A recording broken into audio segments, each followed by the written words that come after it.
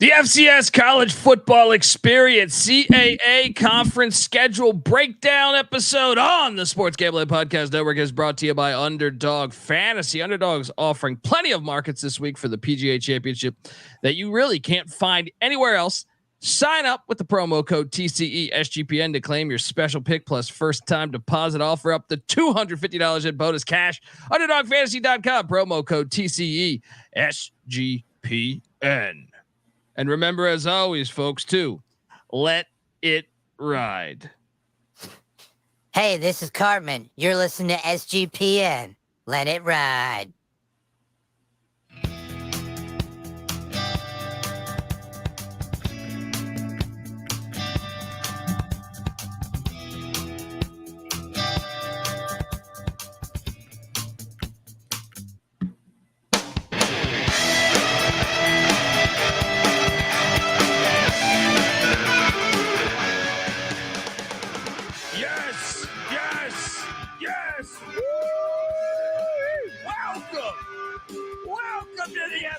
College Football Experience Colonial Athletic Association.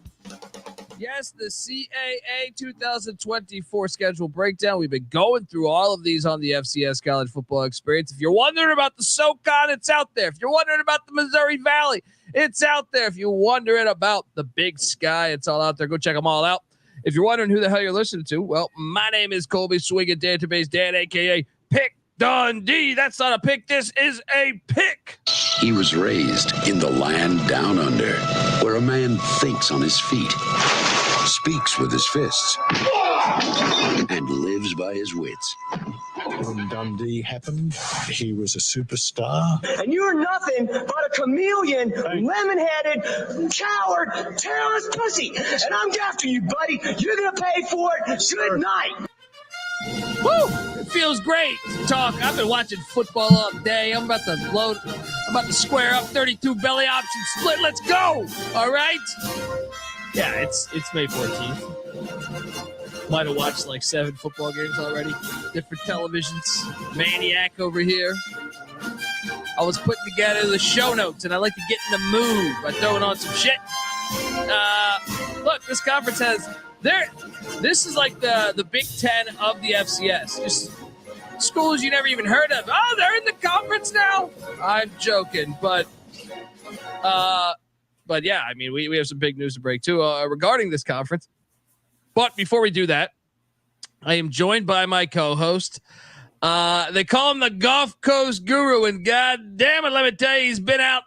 He's been on an island in the past. I guarantee he's been on an island in the past 36 hours with the cooler, with a cocktail, mixing. He's splitting coconuts with the sword, putting it in a fucking drink. All right. He's been on several power boats in the past 7 days. All right. So give it up for the Gulf Coast Guru himself, Mike Rose. How you doing, buddy? It's been busy down here in Florida, man. I had to get kicked out of that restaurant with Ric Flair recently. You see that? He got kicked out of that restaurant. Well, yeah, on that restaurant. He was swearing at an employee who might have been a little tipsy-turvy. It's hard to tell with Mr. Flair these days. A few too many shots to the head. No CTE there, right? But yeah, you got to try to get kicked out of a restaurant or bar in Florida. It's pretty tough. So, but shout still, out to Ric Flair. But still doing a thing. I'll say this though: if you're asking me to take the side of the server in restaurant, it ain't gonna happen. All right, I don't give a shit if he murdered 10 people. All right. He should. It's Ric Flair. He should be allowed to stay in there and have cocktails. All right. That's what I'm saying. Some guy at the bar challenged him to a fight too. We should have that guy on. Sanction this match. I want to see it. Ric Flair versus that random pudgy dad at the bar. I'm actually probably gonna take the guy. I'm probably gonna take the dad. Flair's like 80, but damn Feels it, no pain, man. He's given us so much entertainment. In my opinion, he should have a free pass. He could walk in the middle of my house in the middle of me having dinner. grab my wine glass and chug it, and I would be like, all right, you're Ric Flair. You're Ric Flair. Yeah, anyone else in the world, it's fighting. You know, you're on. But Ric Flair's got that pass. Well, dude, we got news. A lot of news. Well, 2 big headlines, I would say. First, we talked about the Missouri Valley. We broke that down, and Missouri State. Oh, hey. What? They haven't even been good. I mean, I guess they made the playoffs a few years back, but they haven't been good the past 2 years. But they say, you know what? I had enough of this valley, even though we never win the valley. We're heading to the FBS, the Conference USA. That was a bit shocking to me. I know that I did expect Conference USA to expand. I really did, but because they were on 11, I thought they'd get a 12th team. It was a little shocking that it was Missouri State. How about you? Yeah, man. We're on slightly different sides of the coin on this one, but for me, I'm not jumping up these days. I'm waiting to see the landscape shape up. So I was real surprised to see that. I thought maybe they'd hang, in the Missouri Valley and kind of see what happens and bide their time and get back, after the coaching change last year, kind of get back in their stride and go from there. But arguably a good move for them, I guess, but not for me. Well, I mean, maybe it would have been a smarter move about a year ago. It would have only cost $1 million as opposed to $5 million. But at the same time, see, I know we were talking a little bit about this pre-episode, and I'm like, I don't like, to me, like North Dakota State, South Dakota State, Montana State, Villanova, whatever you want to say, Richmond. Those teams have been very good for a long time. So I would understand those teams moving up more. But I also do believe if you get the invite, you go. I was interviewing Dan Hawkins last week, former, just recently retired at UC Davis, and kind of the guy that got the ball rolling at Boise State, gave Chris Peterson his big break. And he credited a lot of their, following to what they are now to the fact that they did jump up from FCS and aggressively wanted weekday games. They wanted to separate themselves to be different. And he said, like, that was a blueprint to everyone knowing who Boise State is. Most college football fans don't know a lot of the group of five. Like your lay college football fan that knows Alabama, Michigan, they don't really know the group of five with the exception to like Army, Navy, Air Force, but they know Boise State now. And a lot of that I do think was weekday TV, some of it to the blue turf, some of it to, obviously fielding a great fucking team, but maybe that's the logic. I also do sense that there's a fear that it's going to split up. Now, I think when we talk about that, a lot of times we talk about it splitting up between the Power Five and the Group of Five, or a Select 40 and the rest. But I also think it may be more than that. Like, I think you got to take your shot. If they offer, I think you got to go. And yeah, if it maybe the best of the FCS and the Group of Five all end up in something 5 years from now, 2 years from now, whatever. But I also believe you don't want to be waiting on that. You want to kind of control your own fate. Look, I like him in the FCS, but at the same time, like if your goal should be trying to get the most eyeballs and the most students and the most money behind your program as you can, I kind of think you got to. I know people will bring up the UMass example, and that happens so often of saying, well, UMass should have never jumped up, or they'll use Sam Houston of last year. I think that Sam Houston's too small of a sample size. UMass is a good point by them, but I still think it'll be interesting. And I think they might even bring up UConn, but at least UConn went to like a Fiesta Bowl or something. I would push back on the rest though, because you look at Appalachian State. They were dominant in the FCS, but Coastal Carolina was not dominant in the FCS, and they've been very good in the FBS as opposed. They've been better in the FBS to me than they are in the FCS. But Georgia Southern's another one. They've had wins, they've been bowl, they've had big time wins, and they've been like a bowl team. I'm trying to think who else besides that, but those ones come to mind. Old Dominion. I kind of think that's a success story still though.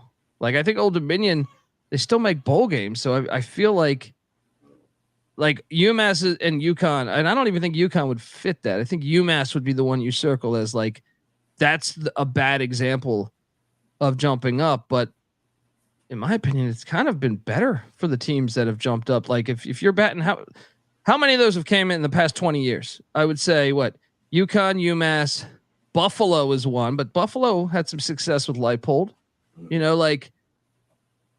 I think though, like that's like 6-7 schools, and I really feel like only one has been a true disappointment, and that's been UMass. Would you agree to that?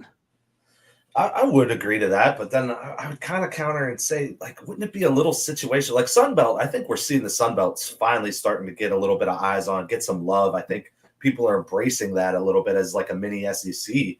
But I would say, you know, you're sitting there in the Missouri Valley, you're one of the top teams, or in one of the top conference, the top conference in all of FCS football, and you're going to jump up to the Conference USA, which I think is probably, you know, year in, year out, kind of the most forgotten on a national level. I know when I do my breakdowns of FBS every year, I get to the Conference USA and I'm kind of like, I'm not that excited for this. I think that's a recent thing though. When all the when all the Conference USA teams, you know, as an ECU fan who used to be in the Conference USA, like Conference USA 20 years ago had TCU, ECU, Louisville, Cincinnati, you know what I mean? Memphis, Tulane.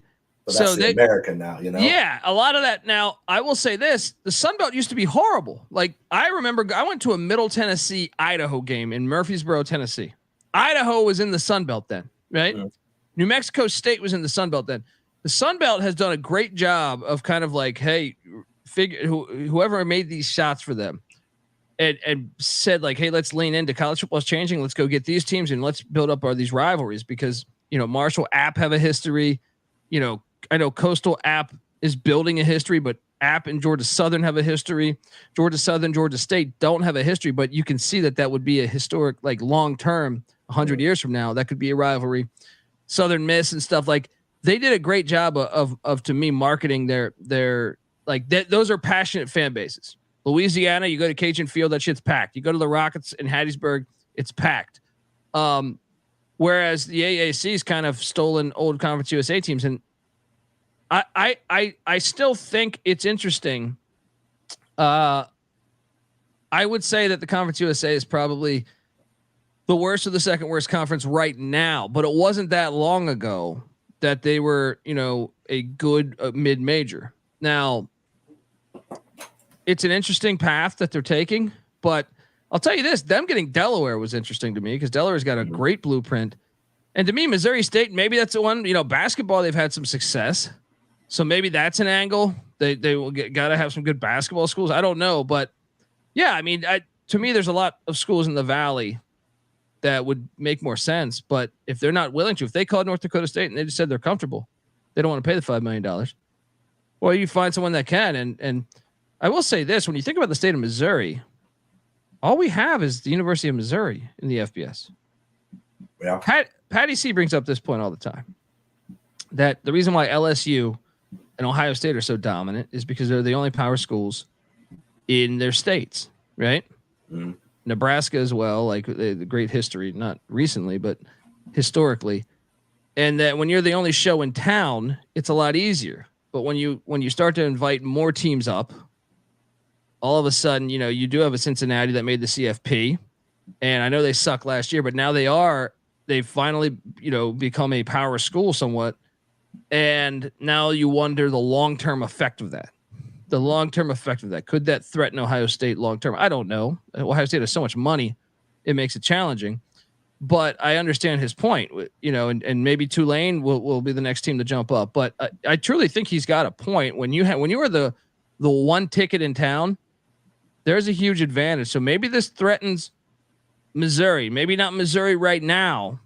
But, hey, if Missouri State comes in and starts winning and making bowl games, the long-term effect, maybe. I don't know. I mean, I'm a skeptic like you, but I always think that's such an advantage. Maybe they can get in there and steal some talent in the state of Missouri.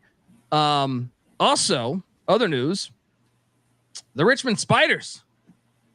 Great football program over the course of my lifetime. I remember watching them in the 90s. They had Sean Barber at linebacker, former Washington Redskin. They've been good. They've been a great program over the years.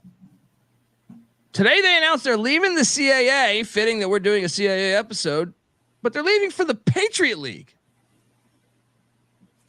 I mean, I have something that would describe my reaction. Well, I don't get brain man cold, but they're counting down 7, 6, 5. Shout out to Kevin from FCS Radio. We were talking about this in the chat. He was mentioning this in the chat, but he thought SoCon. I don't understand this move. If anything, this move tells me that you're not taking football seriously. Like you're moving past it in a way. I like the Patriot League. All right, I enjoy it. Georgetown Hoyas. I wish they would take football more serious. Right.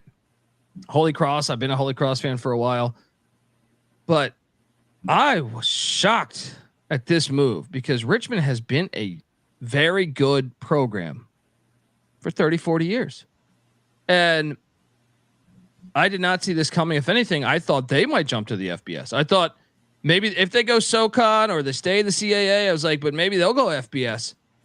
I don't understand. I know they're a private school. I've never understood why VCU doesn't have a football team there because I do think Richmond, Virginia is kind of no man's land. They don't have a pro team really. The Redskin fans sort of, right? I do think it's a sleeping giant, former capital of the South, by the way. You know what I mean? Like this, if anyone can capture this, I don't know why VCU doesn't try to move in because they're public. But I just see it working. There's no ticket. When you watch a Richmond basketball game or a VCU basketball game, the crowd is awesome in both teams, right? Why do they not do this?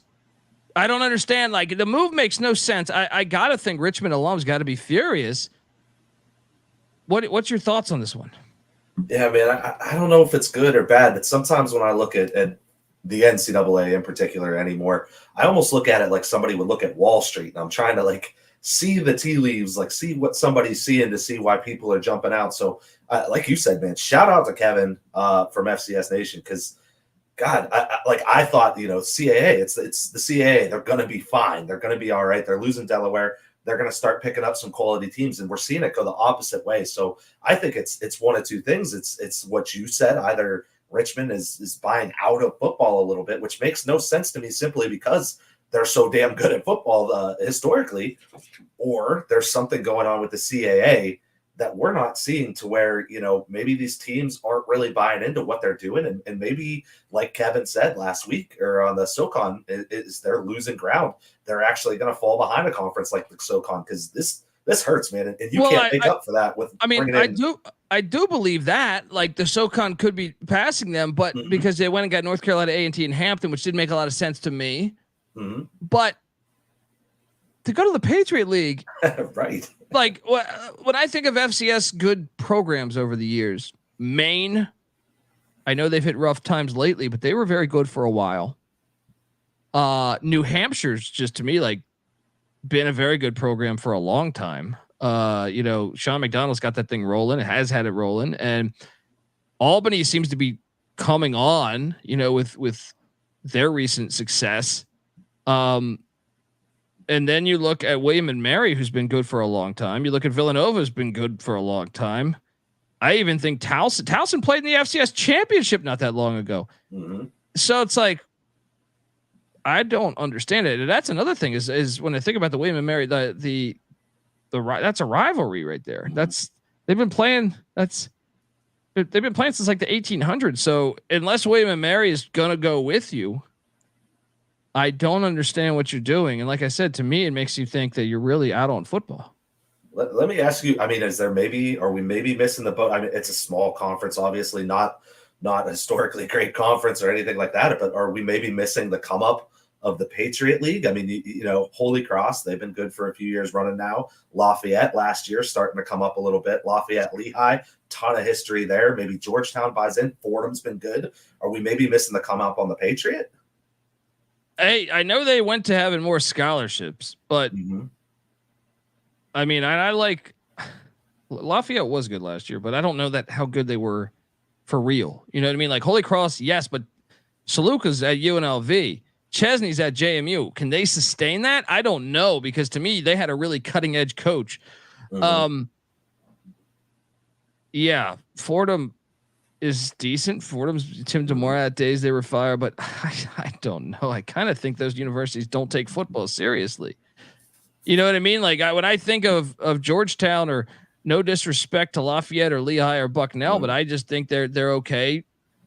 Just being at kind of the basic bottom level of FCS. I look, if that would be a very cool twist if they went all in on football. But I don't really. It's a ballsy move to leave like Villanova, Towson, Maine, New Hampshire, Albany. I don't get it either, man. I'm just trying to throw darts, man, because I don't understand it. Well, just to leave and count on that, and count on them coming up, and I don't even understand it from a geographical sense. Like, okay, you got Georgetown, which is in Washington D.C., but you're leaving behind William and Mary and Hampton, right there, right? Even Towson is close to Georgetown, right? The rest of these, a lot of them are all Northeast. You're going to go to the Bronx in New York City. You're going to go to Boston. You're going to go to Hamilton, New York, take on Colgate. You're going to go to regionality in college football. Unfortunately, it's not seeming to be as treasured as it should be. I don't think. I mean, especially, when you get, Cincinnati going to the Big 12 or something like that, they don't embrace regionality like they used to. And that's one of my favorite things about college football. So yeah, well, look, the CAA certainly had some teams. I mean, going to play at Maine, it's far, but at least you had a bunch, like you had a bigger gap. North Carolina A&T's in Greensboro. That's not that far from Richmond to 2.5 hours. I don't know. Anyway, I'm worried though, because I love Richmond's program. I've been a fan of it for a long time. I'm kind of upset with the news in a way, because to me, like I said, if they're going to the SoCon, I get it. But going to the Patriot League seems like it just seems like regression to me. It seems like you're not caring anymore about your rich football history. I don't know, but we'll talk a little more Richmond in a little bit here. But I want to tell you, you're listening to the FCS College Football Experience, part of the Sports Gambling Podcast Network. And if you're looking for more ways to get paid watching hoops, well, check out the WNBA Gambling Podcast. It's back this week. Plus, did you know that every single SGPN podcast all gets released in the same place? Yes, just smash the SGPN network feed wherever you listen to your podcast. So do that. And remember, as always, folks, to let it ride. All right. Yeah, I got a graphic for us and everything. We got uniforms there. And there's so many damn schools in this conference. Like I said, this is the Big Ten of the FCS. It makes it a harder exercise, right?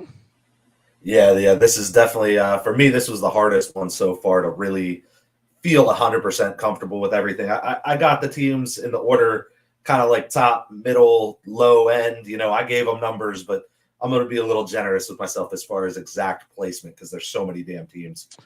Yeah. Let's. This is a fun exercise, but I mean, I thought there was a clear, really tough schedules for a few teams, and I thought there were like 4 or 5 really easy schedules. So when we get to Richmond, I think they had a lot of opportunity this year. The irony, watch them win the fucking FCS national championship. Let's jump into it with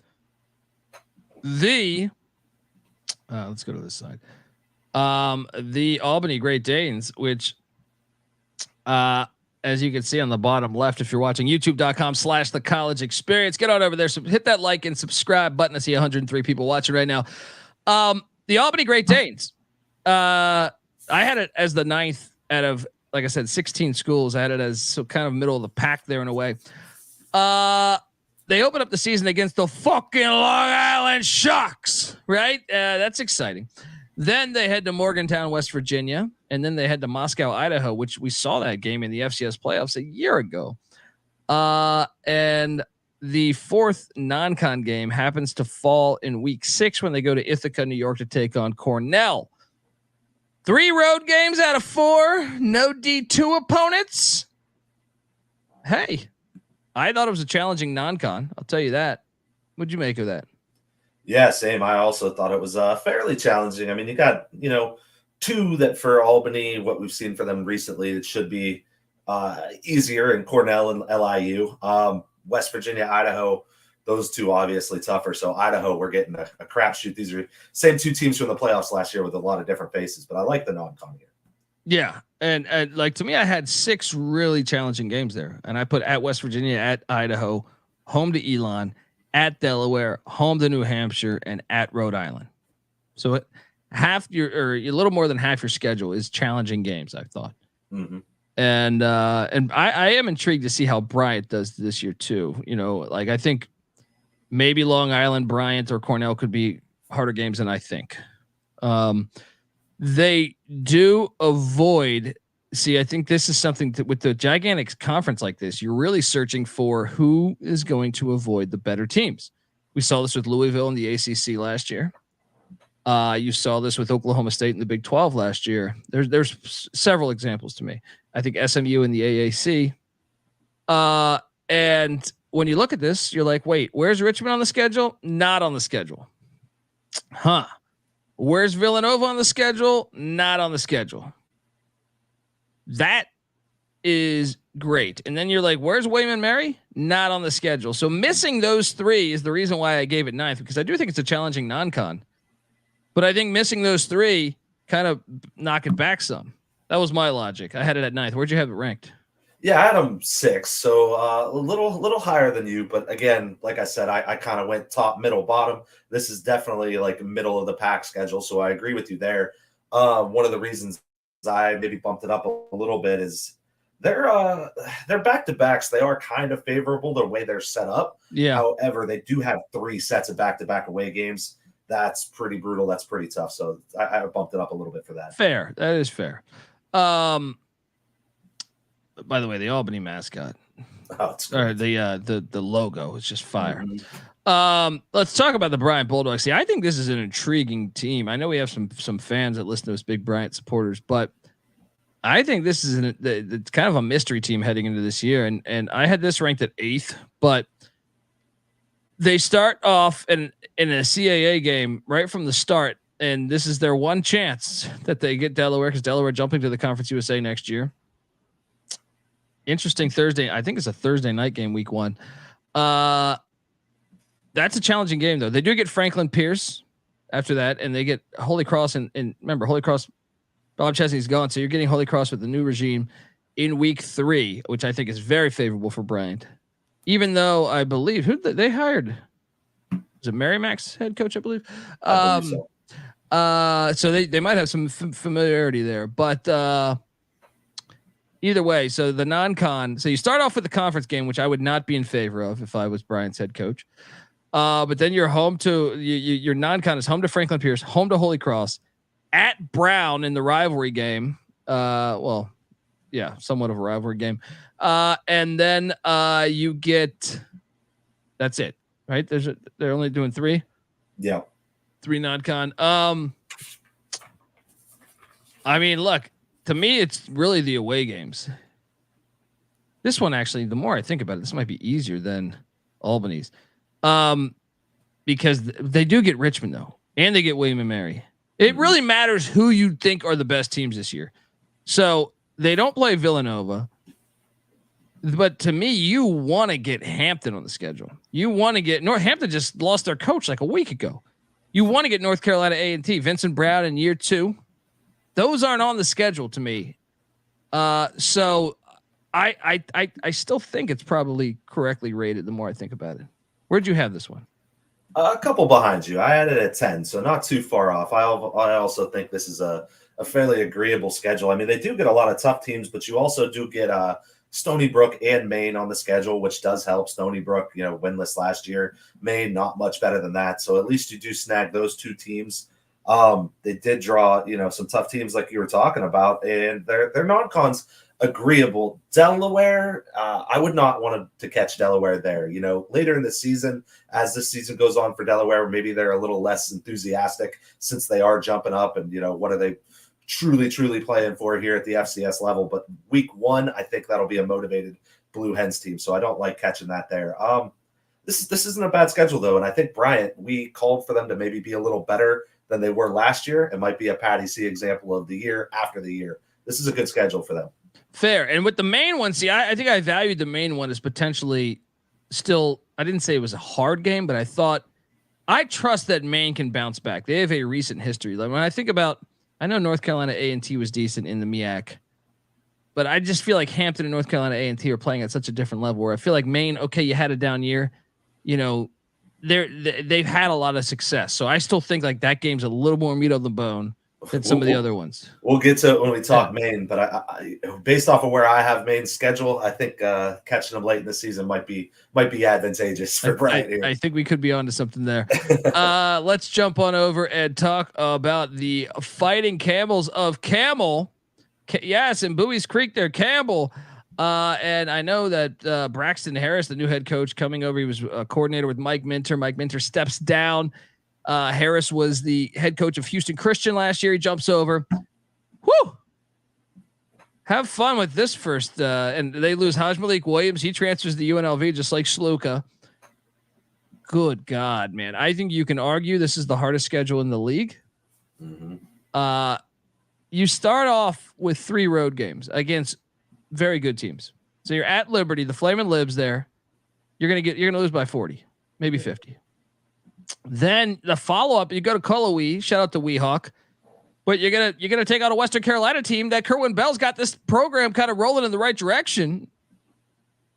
I know Western Carolina's coming off NC State, but I would favor the Cats there at home in Cullowhee. And then you head to Kingston, Rhode Island after that. They're going to be, I think they're going to be 0-3. Now, the other side of this coin is that Campbell could, they have been recruiting really well. How fast could they get that going? But man, I just think it's a tough 3 opponents. So the non-con is Liberty, Western Carolina, Delaware State, and North Carolina Central, who I know Davis Richards gone, but Trey Oliver keeps a good program there. So the non-con's challenging. There's no D2 school to me. You could lose any of those games. I favor them against Delaware State. I don't know if I favor them against Central. Maybe by a little bit. Do you favor them against Central? I wouldn't either. You have this at 2. I have it at 3. So I'm in agreement with you.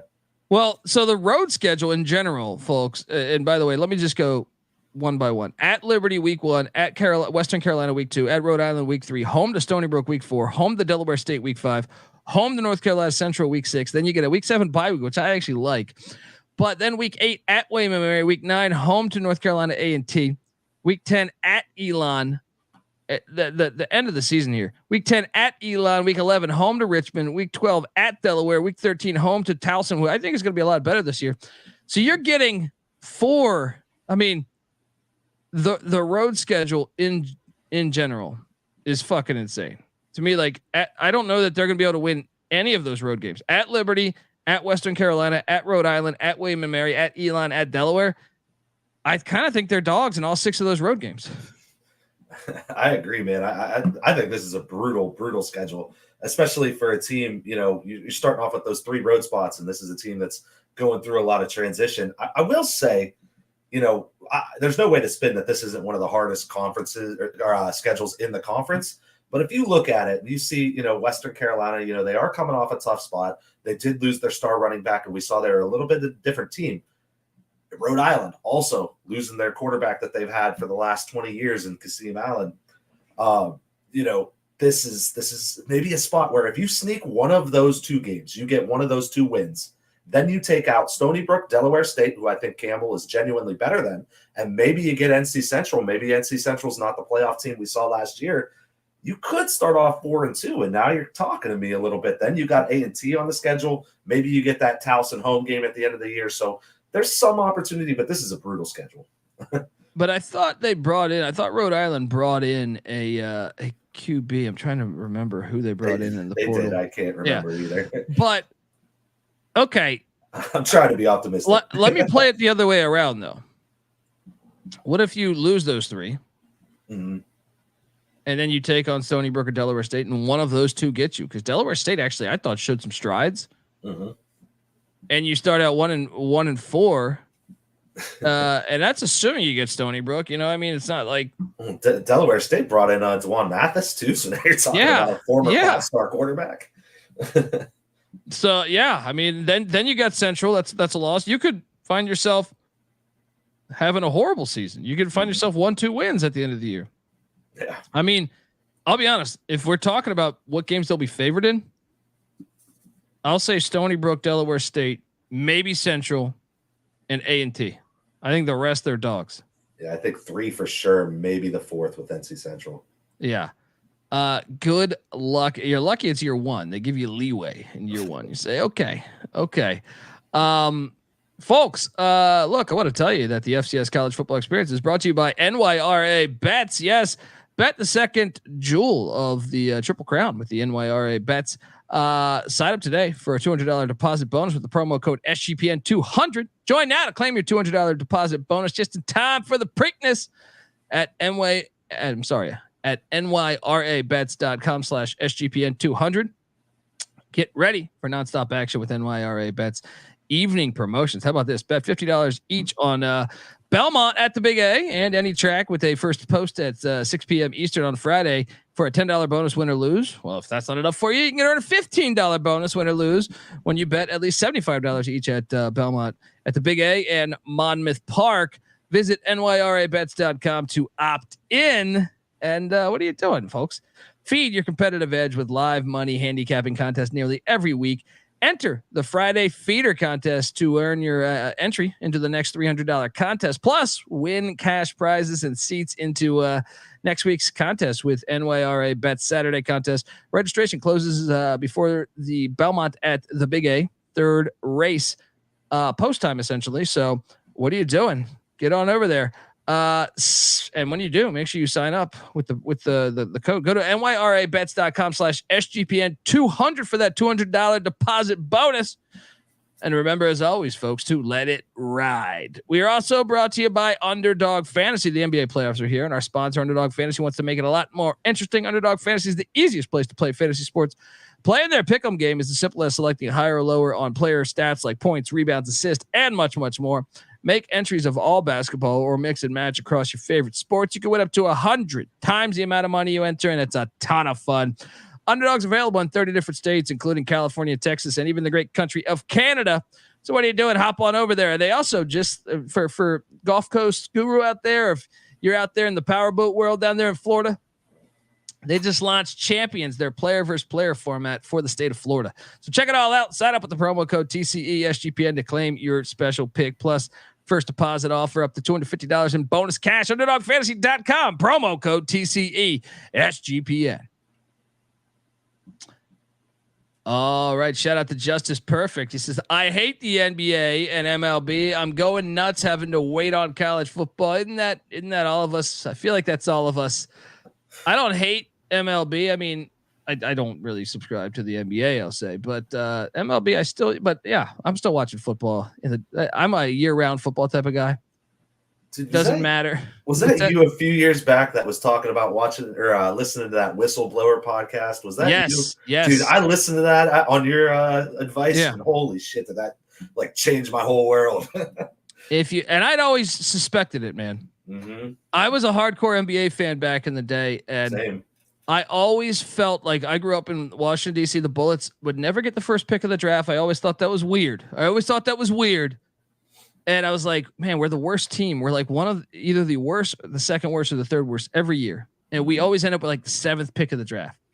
And they don't show you behind the closed doors of the lottery. And I always thought, whether it was Patrick Ewing going to the Knicks, whether it was the year the Magic got Penny, I think it was, or Shaq, I can't remember which year it was.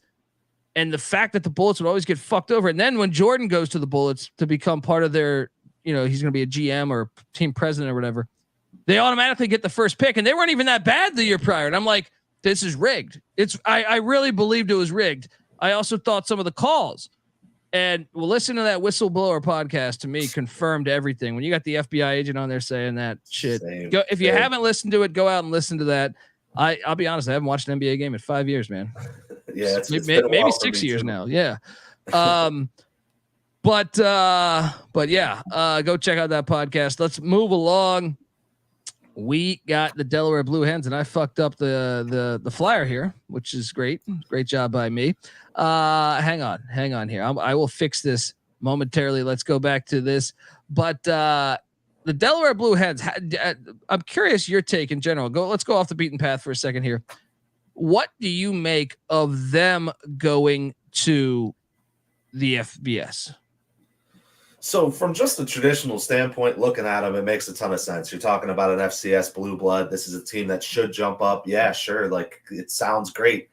Again, for me, reading the tea leaves and kind of seeing, how I think the G5 might get treated here in the coming years, I don't know if it's the best timing, but it's hard to argue for a team like Delaware. Like, this is kind of a long time coming for the blue blood of the Blue Hens. So I'm intrigued to see him come up. I hope nothing but the best, but we'll see. It might be a moot point in a few years here. See, but I also think, to me, I know they're talking about this separation. Mm-hmm. I'm against that, and I'm hoping it doesn't happen. Where the Power Five leaves the Group of Five. But I think every school should be represented with their state. I mean, unless you're Alaska, maybe that's the one case. But you don't have enough humans up there, I don't think. But to me, like Vermont, get the fuck out of here. You need a football team. Mm-hmm. You need a football team. It's pathetic. University of Vermont doesn't have a football team in general.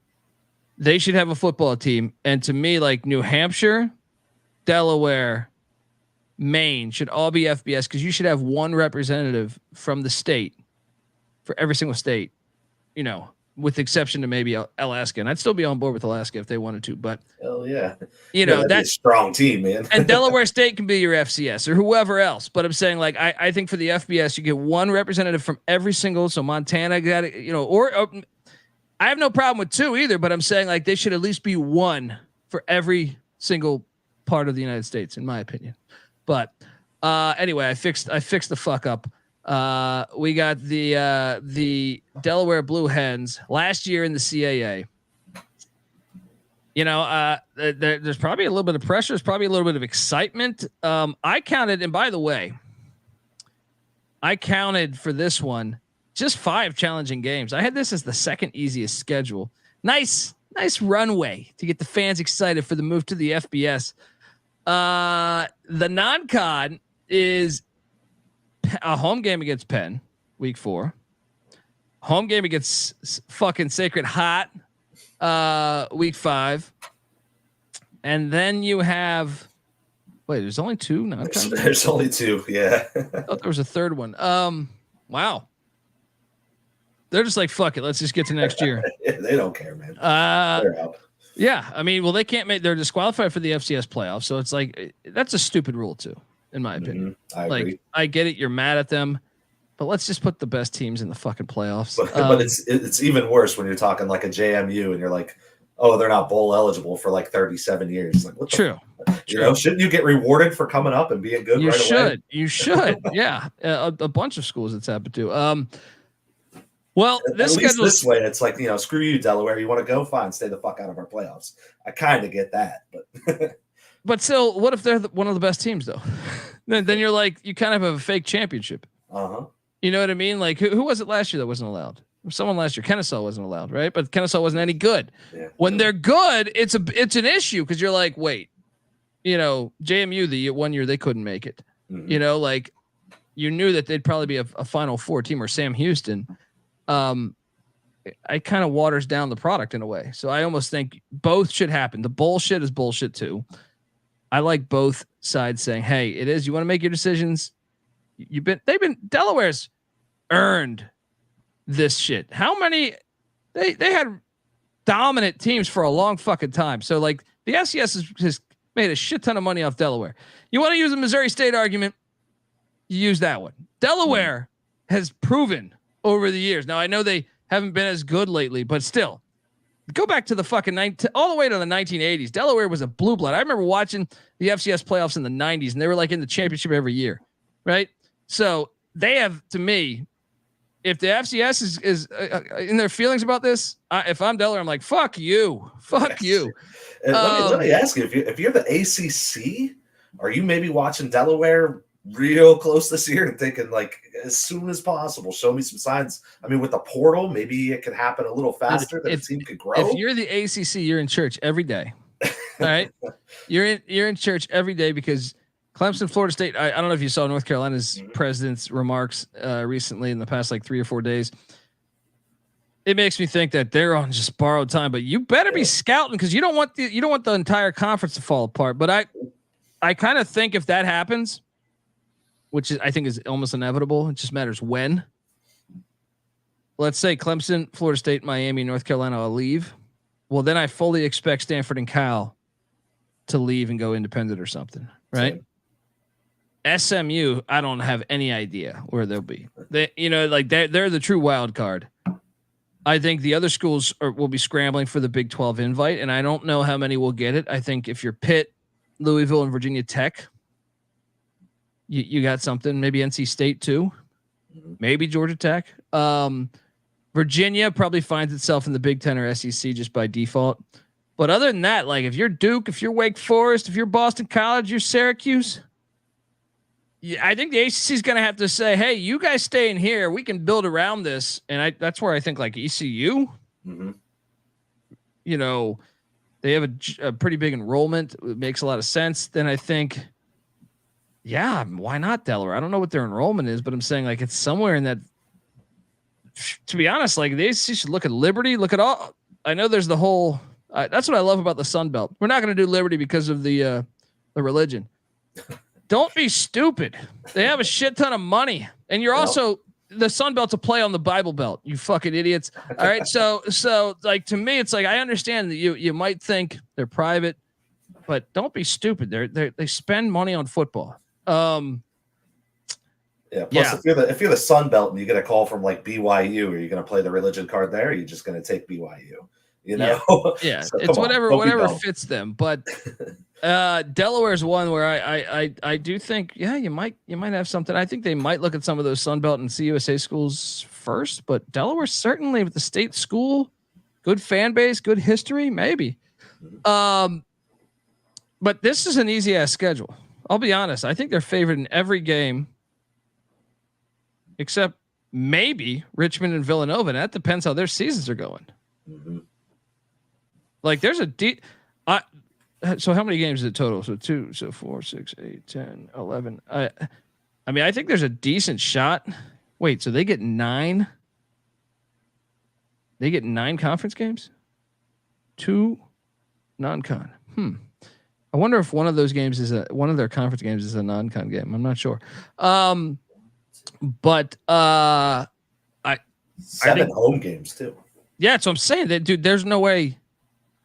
Like what happens if they go undefeated? FCS playoffs is going to look stupid. It's going to look so stupid saying, yeah, we just left out Delaware. Yeah, not great for the CAA either. Well, not great for the entire FCS because if I don't know, South Dakota State wins it again or Montana or something, well, Delaware could say, well, fuck you. We got a claim of that national championship. You know, like it just put them in the FCS playoffs but I will say that is a favorable schedule. I think they'll be at worst case. I'm going to say worst case 9-2. Yeah, I agree. I also had this ranked at 15. So I'm looking at it. I'm seeing the same thing you are. There's the 2, Richmond, Villanova, everything else. I mean, all their other, arguably tough games, Rhode Island, Albany, those games are at home. Your non-cons, nothing. Even Bryant, who maybe could sneak up on you. You got him at home. You got him the first week of the season. I think this is a really favorable schedule for a team that, I don't know, it doesn't really have anything to play for this year. So it's going to be interesting. Yeah. You go undefeated. You claim a national championship. Let's go. Elon, let's move to Elon. The Phoenix. Will the Phoenix rise? I had this as the 6th hardest. I think this is challenging because out the gate you're at Duke. You stay in Durham. Don't even go back to Elon, even though I know it's not that far. But you're at Duke week 1. Manny Diaz era begins. Then week 2 you're at Central. Call me crazy. Are they going to be 0-2? I mean, I kind of feel like they can handle Central. They're going to lose to Duke, I think, for sure. But I think this is a team that they're kind of at the point, and I can't think of who it is, but I'm pretty sure they snagged another quarterback in the portal, didn't they? They did. Hold on. I know this. Hold on. What the fuck? Because it's not Downing anymore. From Western Michigan. Jack Salopek. Yeah, Salopek. That's it. Yeah. So, I think salad shooter, right? That's his name. Yeah, salad shooter. Exactly. So, I think I'd favor them in the Central game. I think this is a team that's staying in the right direction. To me, this was a playoff team last year. I think they got screwed. So I think this team can beat Central. I'll say this, though. First 5 games, all losable. Yeah, you are Like, right. you struggle or something, or that if salad shooter doesn't understand the offense. And I actually think Central getting them after Duke, because Duke could be a little bit of a body blow, right? Mm-hmm. The other ones, like Western Carolina, like Kerwin Bell's offense can fly. So like that is a losable game. I know they lose Dexter Reed, but I still think that offense will put points up. Mm-hmm. East Tennessee State by week 4, Trey Lamb, I think, will have that. He brought in like 30 of his guys. And then week 5, it's Richmond. Now, I don't expect him to be 0-5 because 3 of those games are at home. But if shit does go bad, you could be 0-5. I think 3-2 or 2-3 is most likely. So kind of seeing where you come out of that stretch with that record. Yeah, this is a tough start. Well, dude, then after the bye, home to New Hampshire and at Albany. What the fuck, man? Yeah, man. I had this higher than you. I had this at 4. Yeah, I think, well, I think what I did is I looked at it and said, they got A&T, they got Hampton. Mm-hmm. Right. And that to me is like, that's what you want to get. Right. I thought maybe that was a little bit of my logic there was they got and I thought there is value to getting some of the better teams like Richmond and New Hampshire and like Western Carolina and ETSU in Elon. Mm-hmm. But at the same time, so who are they not playing? They're not getting Delaware. They're not getting Stony Brook, which you want. Villanova. Yeah. So the break's nice in that regard. Like they don't play Villanova or Delaware. So I don't know. You get Maine, you get A&T, you get. I think Campbell might be bad this year. So you get Campbell. Mm-hmm. I don't know. I think I don't know. I can see your case for it. They have 2 back-to-back away as well. And folks, in case you want to know chronologically, it's at Duke week 1, at North Carolina Central week 2, both located in Durham. Then home to Western Carolina, home to ETSU, home to Richmond, the bye week, then home to New Hampshire, then at Albany, then at Hampton, then home to Campbell, then at William and Mary, then home to Maine, and then at North Carolina A&T. And I even think getting A&T that late because by that point, Vincent Brown's basically in year 3. Mm-hmm. You're about to be entering year 3. Yeah, it's a hard schedule. I don't know. You want to add anything else?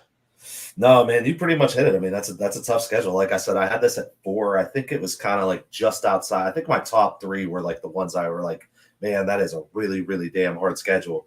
But this was like right in that next tier. So I think Elon to get into the playoffs after kind of getting screwed last year, they're going to have to work for it. That's for sure. They're going to have to win home games. Yeah, for sure. Shout out to Ryan Callahan. Goes, I don't know what's bigger news today: Richmond leaving the CAA or Red Lobster filing for bankruptcy. When you put it like that, Ryan, you gotta get the butter biscuits, man. That's what I'm saying. It makes it really challenging. Yeah, Elon's tough. Next, we go to the Pirates of Hampton. I had this as a tougher schedule than Elon, and maybe now that I look at it, maybe I'm wrong here. Maybe Elon's is a little harder. Where'd you have this? Yeah, I had this at 14 actually. Really? Yeah. Really? Man. Okay. Well, here was my logic here. So Elon, I did have with 8 opponents that I think are good teams, right? Like, whereas Hampton, I also had 8, but that's because I valued that Norfolk State rivalry game there. I didn't even have Howard as one of those, which Howard has actually been all right lately, but home to Morgan State, who should have beat Akron last year. Can't believe they didn't win that game. I cannot believe basically the Herm Edwards play happened. They're running out the clock and the guy fumbles and they return it for a touchdown. They do get Virginia Union and Charles Oakley's not walking through that door. So that's a nice break. Morgan State, though, I do think is a decent opponent. And then at Norfolk State, it's a rivalry game to me. That game can go either way. I favor Norfolk State because Hampton's a mess with their coaching front. Remember I don't even know the story on why they moved on from their previous coach, but now they have the interim head coach Trent Boykin. At Norfolk State, then at Howard, then at William and Mary. First off, you're playing 3 straight away games. Howard is neutral site. Yeah, but it's an Aldi Field in DC. That's a fucking away game. I favor Howard either way. Yeah. I mean, Howard's located in Washington, DC. It's like, okay, because they're not playing at their home stadium. That's like when Notre Dame plays, someone in Chicago. It's like, well, you think the fans are going to be there to, you know what I mean? I don't know. But I do think they're dogs in all three of those away games. And I bet you they probably lose to Morgan State in week 1. They're going to be 1-4. But to me, so then you got Rhode Island week 5. Home bye week 6, which is somewhat favorable. Then at A&T, home to Elon, home to Nova, at Towson, home to Richmond, at Albany. So this was my logic on I had 8 tough opponents. Those 8, I gave Norfolk State that treatment. That's one of the 8. The others were William and Mary, Rhode Island, Elon, Villanova, Towson, Richmond, Albany. So I understand that the road might be nicer than some of the other ones, but still 8 tough games is 8 tough games. And I didn't even deem that Morgan State or Howard one, which I think you could talk yourself into it being 9 tough games. I don't know. I understand the other side of that too. I understand Elon's opponents might be like, there's no one as bad as Virginia Union on Elon's schedule. So I think that's where the tricky part comes in. So now that I'm looking at it, I think the truth for both of us might be somewhere more in the middle, because now that I'm looking at their conference schedule, it is really tough. I mean, you basically and it's not even really a gimme for Hampton, but the only easy one you snag for Hampton is A&T. So the conference schedule is a little tougher than I think I gave it credit for. So I probably should have had them a little higher up, but at the same time, like, I can't really count Morgan State. Now don't get me wrong. I also think they're going to be 1-4, but I can't count Morgan State, Norfolk State, Howard as tough teams. When if I don't know, say William and Mary was playing those teams, you would look at that and you'd be like, oh, that non-con's cake. You know what I mean? I only did it because of the rivalry aspect for the Norfolk State game. Like, that's a rivalry game, so it's like that is a game that to me is very serious within the university. And I get that, and I do think Norfolk State's actually the better program here. I think they're going in the right direction. I think they're a pretty good team as of right now. I think they showed some signs of life last year. So comparatively, like, I don't count them as tough games because like that's a weak non-con for any other team in the CAA. But I think I did definitely undervalue their conference schedule. Yeah, and I remember Morgan State beat Richmond last year at Richmond. Mm-hmm. Yeah. So like to me, like Morgan State's the harder one out of. It's probably a better opponent than Norfolk State, but it's just the rivalry game there.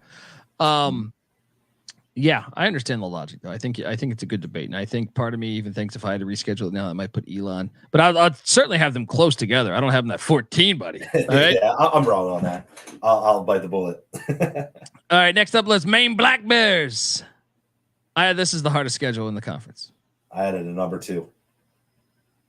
This is ridiculous. Well, first off, like, they get Colgate out the gate. I believe that's on a Friday night, week 1. And there's not a lot of games on Friday night, like Temple, Oklahoma.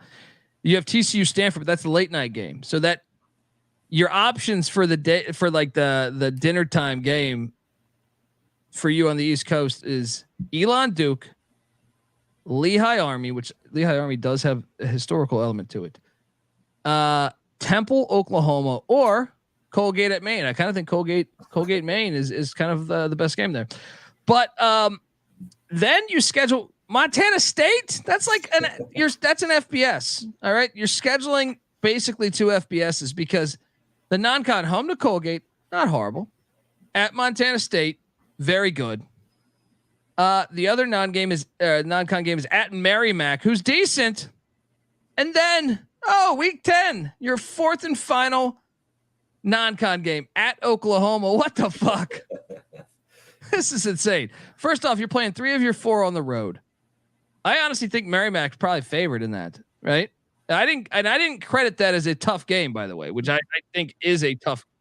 The more I think about it, the more I think like, hey, that's probably a tough game. But I don't know about you, man, but I had Maine with 9 big opponents on the schedule out of 11. And those were Montana State, Monmouth, Albany, Delaware, Villanova, Rhode Island, Oklahoma, Elon, and New Hampshire. They got everybody good. No North Carolina A&T, no Hampton, no Stony Brook. anyone that you wanted on this schedule, honestly.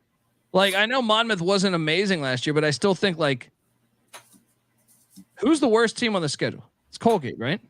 It's got to be Colgate, and then probably Monmouth or Merrimack, and then after Monmouth, like 2 years ago, Monmouth was really good. So it's like, I don't know that I count Monmouth as like a pushover. You know what I mean? Like, I understand that they weren't amazing last year, but I mean, they made the FCS playoffs not that long ago. Well, you know what I mean? When you're talking about where the two programs are at, yeah, sure. For Maine, that's a tough game. Monmouth is definitely in a way better place than Maine right now. Yeah, and I don't know. Like, I think they have a hard road ahead of them because, yeah. Good luck. Oklahoma immediately jumping in on the SEC schedule. Oh, loving that. Hey, how about that? Early November. Hell Who could yeah. we call? There's this team playing football in Maine. Maine? Does Oklahoma's head coach Brent Venables know that there's a state named Maine? I think I'm he joking, does. Brent. I'm joking, Brent. Dude, so you had it at 2. I had it at 1. Mm-hmm. I actually think they could look. I think they're going to be improved because it's just another year in the coach's tenure there. I'm drawing a blank on his name right now, but if shit goes downhill, you could lose every game on the schedule. I mean, what's best case scenario? I'm seeing 3 wins, maybe. You get Colgate, you get Monmouth, you get Merrimack. Let's say you get those ones. Where's your other wins coming from? Bryant at home, maybe? So 4 wins. But Bryant, I mean, those teams aren't bad. Jordan Stevens has work cut out for him. Like, okay, I'm pulling up the 2022 season, and the I'm sorry, hold on. I need to pull up the 2023 season. They beat Stony Brook and Long Island. They did whoop Stony Brook's ass, but now here's the other side of this coin. They almost beat the airport, Florida International. They lost 14-12, an FBS team last year. They lost to a ranked Rhode Island team by 17. Now they got their ass whooped by North Dakota State. They got their ass whooped by William and Mary. They only lost by 11 at Richmond. They only lost by 6 at Campbell. 7, but they did lose to Hampton. Yeah, I don't know. I think it's tough. It's very tough. They're gonna get their ass whooped. Best case scenario, 3 wins, in my opinion. I agree. I think 4 is the ceiling. I think 3 is probably the best they can hope for, realistically. All right, let's move along to the Monmouth Hawks. Shout out to College Football Campus Tour, aka Michael Barker. He'll be at that Week 1 game in Cheney, Washington, as Monmouth heads to Cheney to take on Eastern Washington. So the non-con at Eastern Washington, home to Lafayette. Watch out, Leopards were playing good ball last year. At Florida International, which Maine almost beat them last year. Maybe it's Monmouth this year. And the 4th one is home to Fordham. They could go 2-2 here. What's best case scenario? 3-1? Yeah, I guess if you get Fordham and Lafayette, you got to say, if you're Monmouth, even though Lafayette made the playoff last year, I think you should expect to win those games. But I think asking to beat Florida International or Eastern Washington, yeah, they haven't been necessarily a great team lately, but they're a tough win on the road, man. On the Inferno, they're so good when they're at home. So I don't know. 2-2 is best case scenario, but I see this as probably a 1-3 if you get Fordham. Yeah. No, I think I'm with I you. think they get Fordham. I don't know. I kind of think Fordham might be better this year. I don't know about you, but I kind of think like Fordham could be one of the teams back. They lost a lot 2 years ago with the Demorat and stuff. And didn't they just get? I thought Fordham just got a big time. Hold on, who do they get in the portal? They just got someone in the portal. Was it Deacon Hill? Oh. Deacon Hill.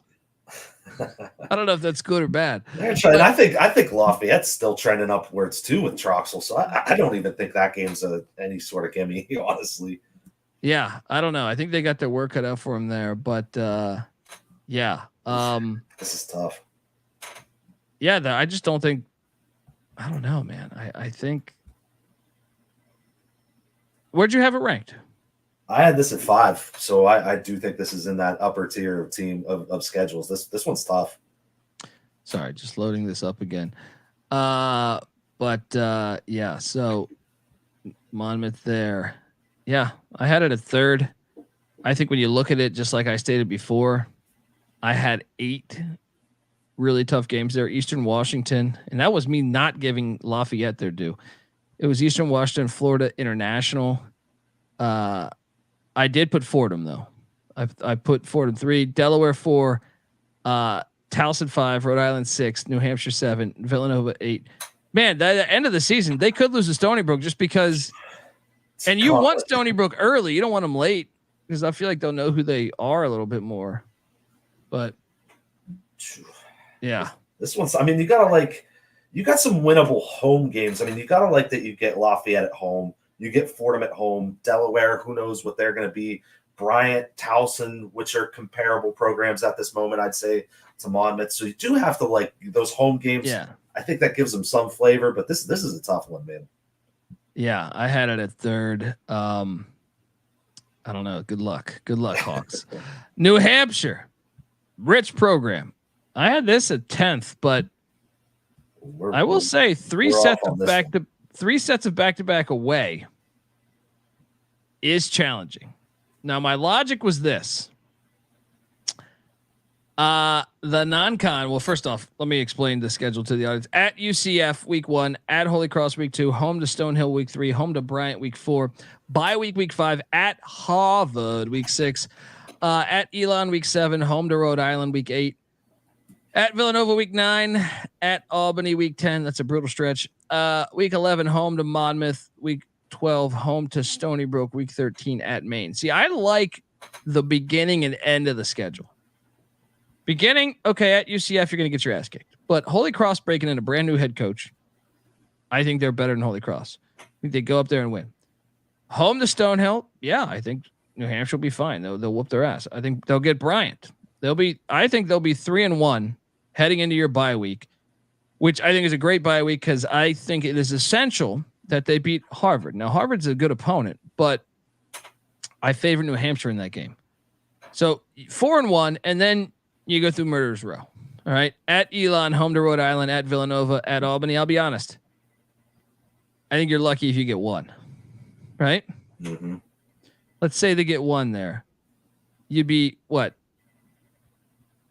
What did I say? So you'd be what? 2, 4, 5. You'd be 5 and then 5 and 4. But here's the thing. I think you close out the season good enough where you could make the FCS playoffs. Home to Monmouth, home to Stony Brook, at Maine. You should win all 3. That's my logic on that. Now, I understand the other side of this is the 3 back-to-back away games. A lot of teams don't have that. But I still think Holy Cross week 2 is a huge advantage. And I also think they can get Harvard off the bye week. So they have a bye week on one of those back-to-back aways. So I don't know. What's your thoughts? Yeah, I think I overrated. I had this at number 1, and I'm looking at it now, and I'm like, why the hell did I have it at number 1? Now, I'm still going to have it above you. I would probably have it somewhere more in the 4, 5, 6 range. If I were to relook at this, I'm not quite sure why I thought this was so difficult. You probably looked at it with the 3 sets of back-to-back away. A lot of teams don't do that. Definitely. Yeah. But, looking at that Harvard Elon stretch, that is a really tough, but getting the bye before Harvard, that's really, really They got to win that Harvard game. And then, to me, it's like, even if you lose those 4, you can still make the playoffs. I think this is a team, New Hampshire. I think with Albany, now I do expect Albany to still be decent this year, but I think I would expect New Hampshire to be able to handle that game. After Nova, that's a tough draw. They can get Rhode Island. They can get Rhode Island in New Hampshire. I think they should be favored against Rhode Island for sure. Yeah. So I think this is a manageable schedule. If I'm New Hampshire and you're kind of thinking, especially with the news on Richmond, like New Hampshire, this is your conference now. So I would definitely like to see an easier draw for New Hampshire. If I'm a New Hampshire and William and Mary, I'm expecting those guys to carry this conference with Delaware and Richmond out. So I'd like to see an easier draw, but I think this is easier than I gave it credit for. I think this is a tough schedule, but not the toughest anymore. I'd put Maine at 1. Yeah. There we go. Folks, look, I want to tell you, the FCS college football experience is brought to you by Game Time. Yeah, Game Time is now an authorized ticket marketplace of Major League Baseball. Yes, the MLB, which makes getting tickets even faster and easier. Prices on the Game Time app actually go down the closer it gets to first pitch. So hop on over there with killer last minute deals, all-in prices, views from your seat, and their lowest price guarantee. Game Time takes the guesswork out of buying MLB tickets. So what are you doing, folks? And look, Game Time, I know it's great for baseball, but really any type of entertainment. You're looking for stand-up comedy, you're looking for a show, you're looking for theater, whatever. It's all there. Jay-Z's coming to town, whoever the fuck, right? You're good. All right. So take the guesswork out of buying tickets with Game Time. Download the Game Time app, create an account, use that redeeming code CFBX for $20 off your first purchase. Once again, terms apply. Create that account, redeeming code CFBX for $20 off. Download the Game Time app today. Last minute tickets, lowest price guaranteed. All right, moving along, we jump to the North Carolina A&T Aggies. Shout out to Terrell Furman Jr. This one was 7th to me. Now, the away games are pretty brutal here. If Campbell, because Campbell we still believe is talented. Now, I don't know how many wins they'll have, but we know from recruiting rankings that they're actually talented. So the away games. Well, let me go chronologically on the schedule first. At week 1 at Wake Forest, week 2 home to Winston-Salem, Yancey Thigpen's alma mater. Week 3 home to Delaware. Week 4 at NC Central, the rivalry game there. Week 5 at South Carolina State, love that game on the schedule. Week 6 at Richmond. Week 7 bye, where I like that bye. Week 8 home to Hampton. Week 9 at Campbell. Week 10 home to William & Mary. Week 11 at Villanova. Week 12 at Towson. Week 13 home to Elon. I got to give the CAA a little bit of credit for pairing some of their rivalries at the end of the year. You look back and you're like, hey, Maine, New Hampshire, William & Mary, Richmond, Elon, North Carolina A&T. I know that's not a rivalry game, but it's the best you can do within conference. 2 North Carolina schools. The road schedule though, at Wake Forest, at North Carolina Central, at South Carolina State, which I know Buddy Pugh's gone, but I did like who they hired. At Richmond, at Campbell, at Villanova, at Towson. I mean, if they're favored in one, it's the South Carolina State game, but good luck. And that means you got to win your home games. Now, Winston-Salem, they should be able to get. Delaware, good luck. Hampton, winnable. William & Mary, good luck. Elon, good luck. Vincent Brown's got his work cut out for him. Former Bill Parcells linebacker, but what do you make of this schedule? Yeah, man. Shout out to Terrell Furman, and you called it out, I think, a few weeks ago when you said, he wasn't all that excited about his Aggies as they head to the CAA, and I see why. You look at the schedule, and you're not beating Delaware, you're not beating Richmond, you're not beating William & Mary, you're not beating Nova, you're probably not beating Elon. So you could count those as all losses, and as a fan, what do you have to root for? You got to hope you could sneak out a road win against a talented Campbell team. You got Hampton at home. That's your, circle that. The non-con, at least I could say they have 2 winnable. Winston-Salem State, you should get that one. South Carolina State, this is the right time to catch them. So that's an old conference foe. That's what I like about Central and South Carolina State. They're old MEAC schools for them. And Hampton did it too. Yeah, it's true. But I still feel like this is tough. Yeah. Good luck. Where'd you have it numbered? I had it 9, so a couple spots below you, but same thought process. They're middle of the pack as far as schedule, but just looking at it, man, I'm not optimistic for Terrell Furman's Aggies here. Yeah, it's going to take time. Rome wasn't built overnight. Rhode Island, the Rams, we move along to. I had this, man, I'll be honest, the CAA kind of pulled an SEC to me. Mm-hmm. The best schools have the easiest schedules. Rhode Island is non-con, home to Holy Cross, catching them in their first game with life after Bob Chesney. Week 2 at Minnesota, row the boat. Week 3, their other non-con game is at the fucking Long Island Shucks, and then they get Brown, who they beat the piss out of in the Ivy League almost every year. So it's a favorable non-con. They really should be 3-1. They should be 3-1. I feel very confident that they're going to go 3-1. Yeah, I think that's. I mean, Holy Cross, we got to see, but you got to favor Rhode Island here, especially at home. So I'm with you, 3-1 non-con. And hey, Minnesota, that's no luck. They lost to an FCS. Who was it? Someone they lost got to Bowling Green. Yeah, FCS got them. They lost to New Mexico State once too, and I'm not talking Jerry killed New Mexico State. I'm talking before, so they could get bit. Let's so chronologically, it's week 1 home to Holy Cross, week 2 at Minnesota, week 3 home to Campbell, week 4 at Long Island Sharks. Week 5 they get a bye week. Week 6 they're at Hampton. Week 7 home to Brown. Week 8 they head to Durham, New Hampshire to take on New Hampshire. Week 9 they are home versus Maine. Week 10 home versus Monmouth. Week 11 at Delaware. Week 12 versus Albany. Week 13 at Bryant. And I like that. Look, CAA did it right. 2 Rhode Island schools going at it. They don't here's the thing. I know I had this thing ranked 12th. I think they have a favorable non-con. Now, you could say, hey, where's North Carolina A&T? They're not on the schedule. But to me, they still get Hampton and Maine. Mm-hmm. And when you mix that with the favorable non-con, I think they have a great chance. I think they're going to be in the FCS playoffs, really. Like that it's a favorable run to them. Like they have to take care of like Albany and Monmouth and stuff at home, but I think they're going to be in the FCS playoffs this year. Yeah.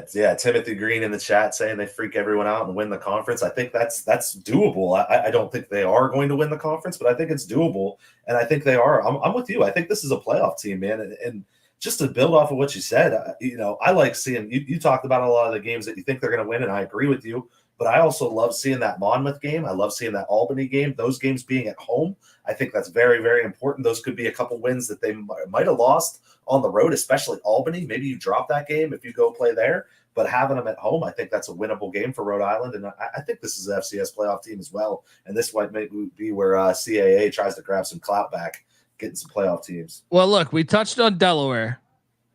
We thought their schedule was favorable. Mm-hmm. Rhode Island's schedule is favorable. When you think about the others, that's what I'm saying. Like when you think about the Richmond's another power, William and Mary, they all got in Villanova. They all got a nice little hand. If you're Albany, if you're New Hampshire, you had a little more work to do on the schedule front. Let's jump over to the Richmond Spiders because I had this as the easiest schedule in the conference. You? Me too, man. Well, first, you don't have to look that far back when they actually beat Virginia. Now, I still expect them to lose this game, but Richmond has beat Virginia. I think it was under the Bronco Mendenhall era, right? His first game, wasn't it? Yeah, I think it was his first game they got him. So and last time they played, it was a 17-point game, but that shit in the fourth quarter was like a 7-point game. So they could get. The Virginia schools keep fucking, and I love it. I love to see it on the schedule. They keep messing around with these lower tier Virginia teams, either Group of 5 or FCS, and they get bit, man. They do. I mean, look, I know North Carolina's working on something where they're putting it into law where they have to play all those schools because they're fearful that, and maybe this is Duke or Wake Forest attempt to try to get them to keep playing them if they leave. But I dig it because that's what college football should be. But there's a price to pay when you do that because all those guys that weren't recruited, they say, fuck you, man. I can't wait for that game. And they come in at much more motivated than your team. So the non-con at Virginia, home to Wofford out of the SoCon, home to Charleston Southern and at Delaware State. Look, there's a shot they're 4-0. I think they're going to be 3-1. But you got to love the non-con. I mean, 3-1. They should be very upset with themselves if they're not 3-1. Let's put it that way. Yes, they should be heavy favorites in 3 of those first 4. So, and that's chronologically, by the way, they're non-con. So then week 5, which is a back-to-back away because they're in Dover, Delaware the week before, taking on Delaware State, but they're at Elon. Circle this one. This is a huge game in their season, in my opinion. Like this is, I'll be honest, this is the biggest game on their fucking schedule. I know the rivalry game against William and Mary, but like to me, you like that. This is how they could lose and not make the playoffs. You lose, let's say they lose to Virginia. Let's say if they got upset by Elon here, and then like Delaware and William and Mary get you, and maybe one other team like Towson upsets you. Then you find yourself on the outsides, right? This is to me the biggest game of the season. At Elon week 5, week 6 they're home to A&T. They're gonna bye week 7, like that bye week there. Week 8 home to Delaware. Week 9 at Bryant. Week 10 versus Towson. Week 11 at Campbell. Week 12 at Hampton. Week 13 versus William and Mary. It's a genius schedule.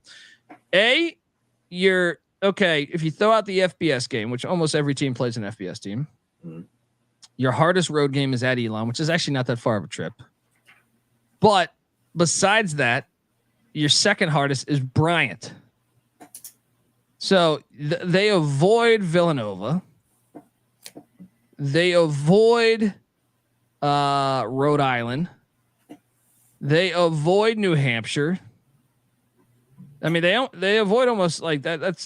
That's a great draw, just like that. And then you get Delaware and you get Towson and William and Mary all in Richmond.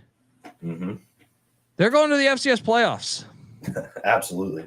They're winning this conference. I think so. Yeah. I mean, you get Delaware off the bye as well. So you get them at home and off the bye. You got to love that. They have 2 back-to-back road trips, but one of them you snag Delaware State before Elon. That should be, no offense to Delaware State, but that should basically be a bye before Elon. You shouldn't have to sweat that game too much. And then the second back-to-back road trip, you got Camel and Hampton, which Richmond should be pretty far above both of those. Maybe the only thing you could say is like Hampton, that's a sneaky spot for a second leg of a back-to-back just before the William and Mary game. So maybe that's a tricky spot, but still Richmond should be way above. So this is a very favorable schedule. This is the team that should be favored to win the conference. And explain it to me how they're leaving, because I don't get it, but whatever. Yeah. And by the way, I want to shout out the CAA, current CAA, before all these teams leave. The mascots. The Great Danes, the Blue Hens, the Camels, the Spiders, the Tribe, all fantastic. Albany and Richmond are my 2 favorite mascots in all of college football. It's fucking perfect. It's absolutely perfect. Anyway, I had that as we both had it as the easiest, and hey, I don't understand why you would. What if they win the championship this year? Do they say like we're not going to the Patriot League? I don't know if you can do that, can you? I don't think so. But let's jump along and talk about the Stony Brook Seawolves.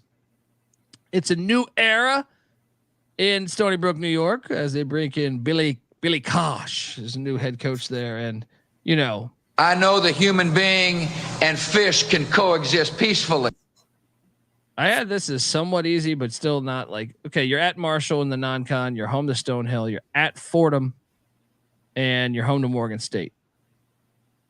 You could win 2 of those. Like, Morgan State probably beats you. I think they're better than Stony Brook right now, but like, you could beat Stonehill and Morgan State. Mm-hmm. Probably lose to Marshall and Fordham. That's a nice start to your tenure. You're 2-2, considering last year you were winless. I even think the Campbell game, we touched on that earlier. I don't know what to expect from Campbell this year. So I don't think it's that daunting of a first 5 games. I know they were horrible last year, but so it's week 1 at Marshall, week 2 home versus Stonehill, week 3 at Fordham, week 4 at Campbell, week 5 home to Morgan State, week 6 home to Villanova.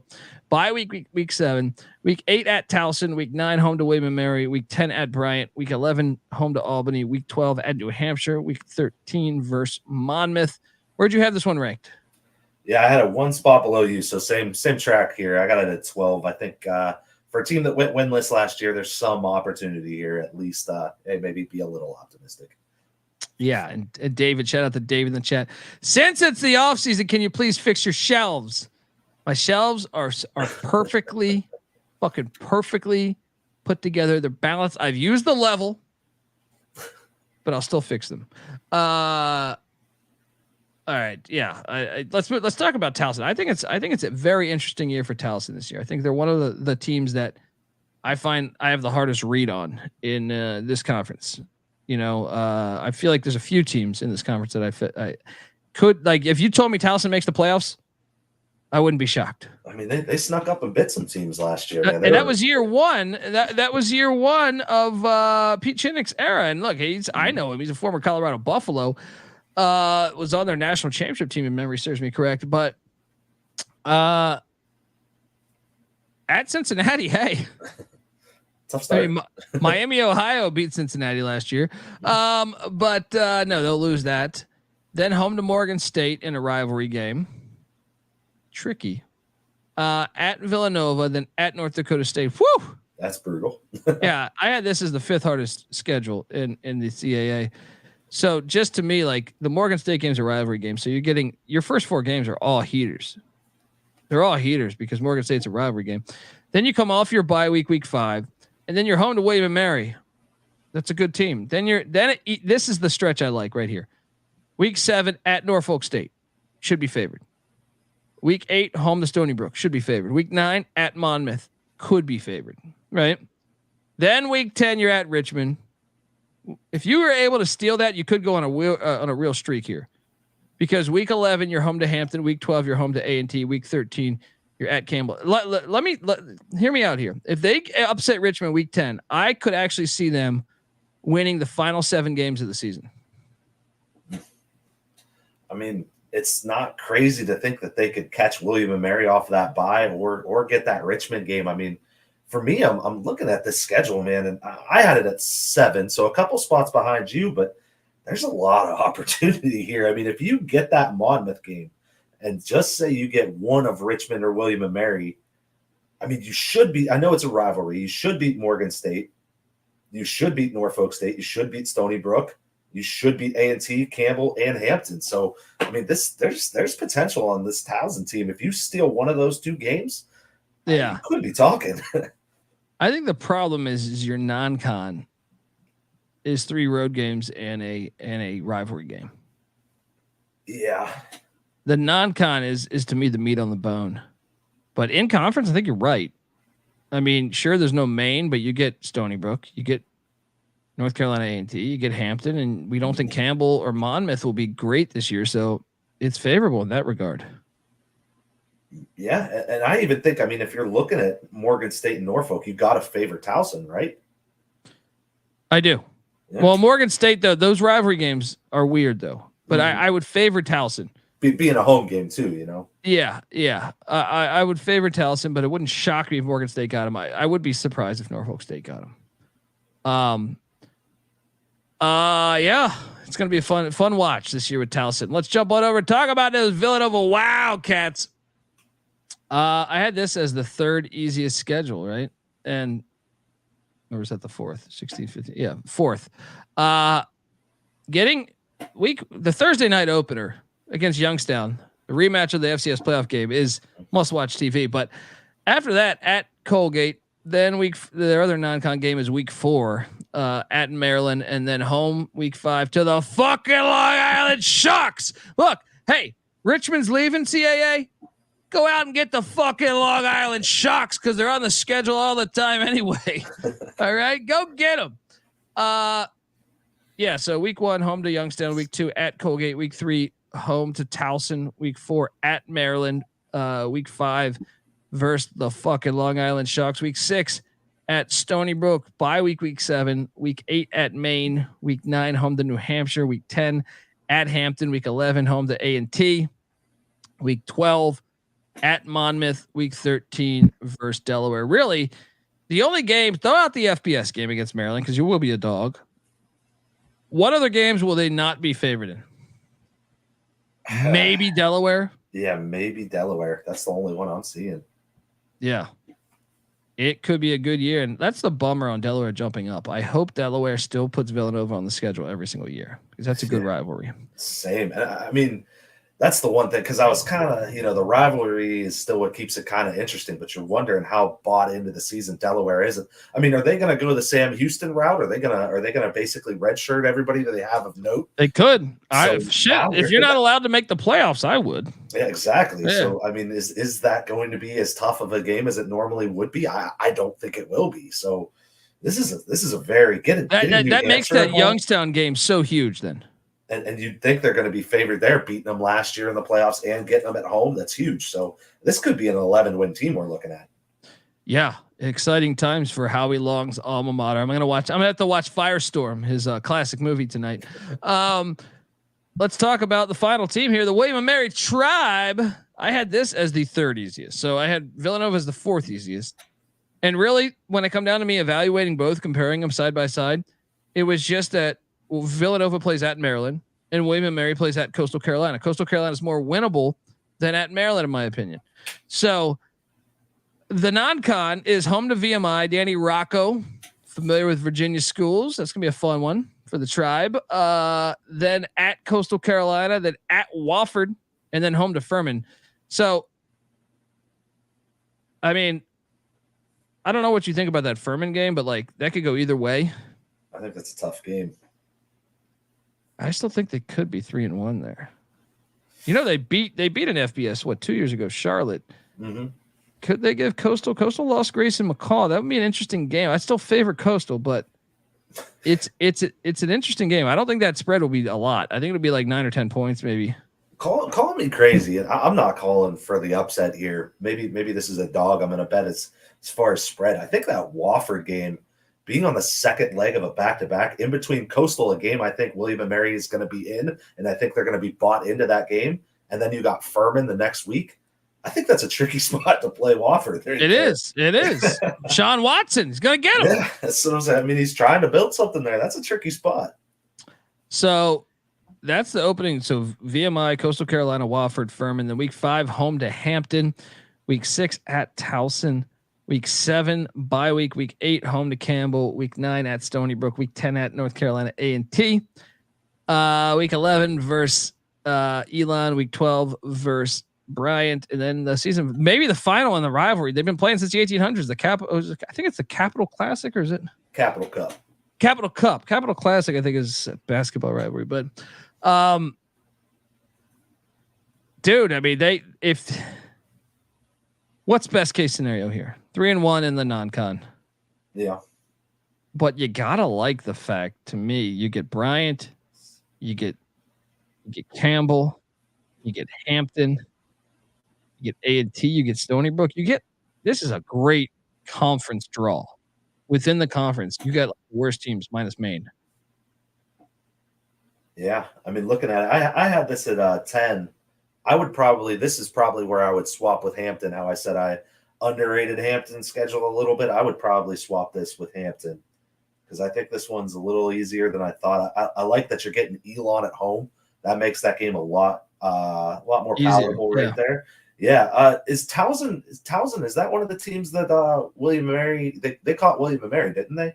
Last year, Towson? I think they did, if memory serves me correct. I know Towson got somebody that I didn't see coming. Let me see. William & Mary's last season, yeah, they lost to Towson 34-24. So that's a tricky game, a little revenge spot right there. But yeah. Yeah, there's opportunity here. You know, when you look back, and I know it was a disappointing year for William & Mary last year, just 6-5, missed the playoffs after making the playoffs the year before. But when you look at their losses, they lost in a 1-score game at Elon.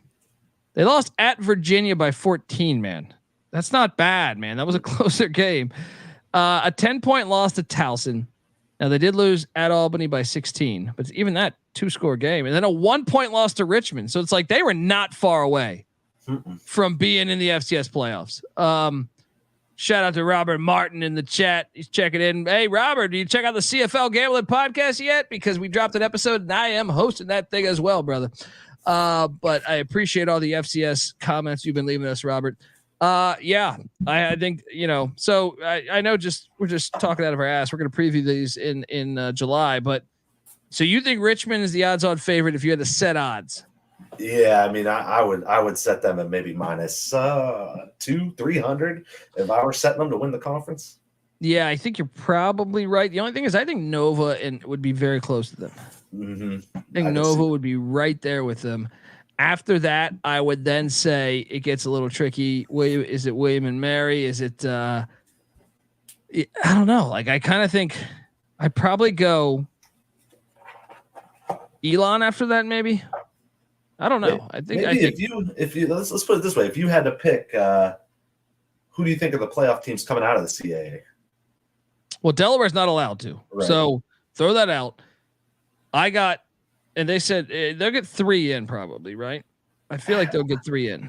I mean, before the Richmond thing, I would have probably said, you know, you're talking normal CAA where you're getting around 4, maybe 5 on a great year, because you know this is like you said, this is kind of the Big Ten type thing in the FCS. Let's put Richmond in. I agree. Villanova in. I agree.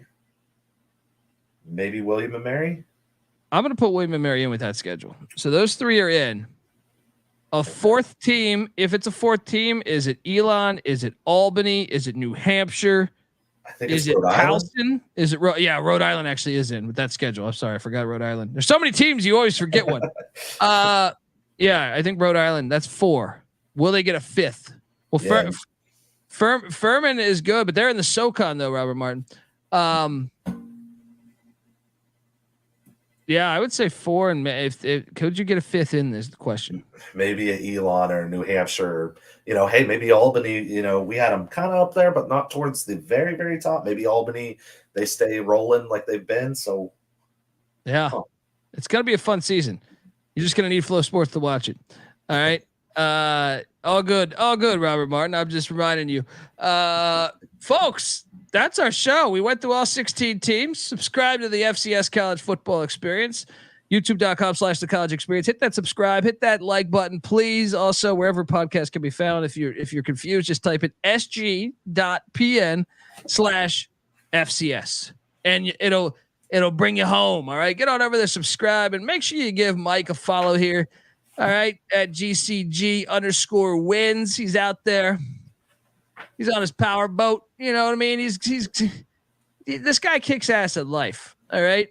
You look at his Twitter profile. He's on a fucking kayak with the dog. What's that? It's not a kayak, but you know what I mean. It's the wakeboard. Yeah. I've had the dog out there a time or two. Yeah, let's go. Hey, see a cocktail. There's a boat behind him with a bunch of cocktails. Stop kicking Ric Flair out of restaurants too. Let's go. Yeah, please. Shout out to Ryan Callahan. We appreciate you.